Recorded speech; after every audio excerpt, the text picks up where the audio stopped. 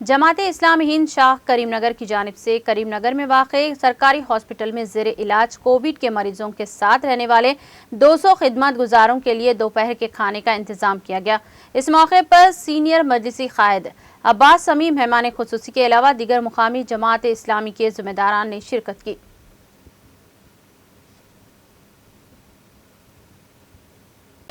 आज government hospital Karimnagar में जमात इस्लामी हिंद करीमनगर की जानिब से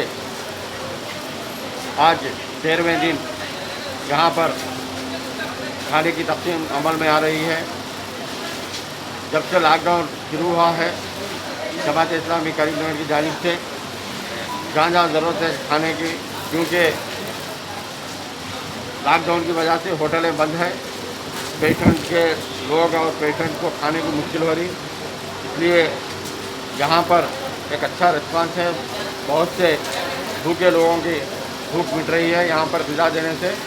मैं इस मौके पर जमात इस्लामी करीमनगर की दाद देता हूँ और कई ऐसे तंजीम हैं उन लोग को भी आगे आना चाहिए। रिस्क तो अल्लाह राज़िक़ है, रिस्क देने वाला अल्लाह ताला है, लेकिन जिससे काम लेना है वो देता है अल्लाह मियाँ, वो खुशनसीब है।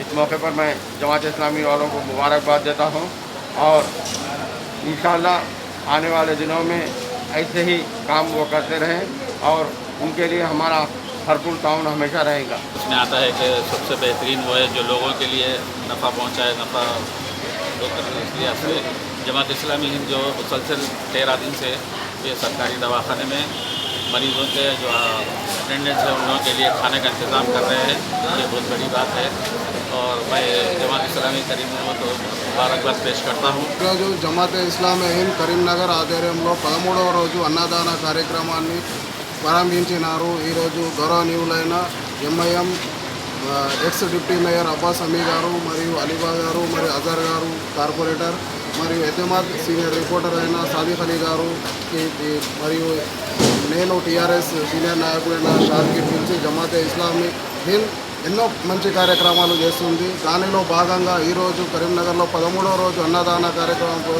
పంపిణీ చేసి కోవిడ్ రోగులకు వాళ్ళ అటెండెంట్ వాళ్ళకు అన్నదానం చేసి వాళ్ళు ఎన్నో మంచి పనులు చేస్తున్నారు। ఇదే విధంగా చేసి వాళ్ళకు అది చేయాలని కోరుకుంటున్నాము।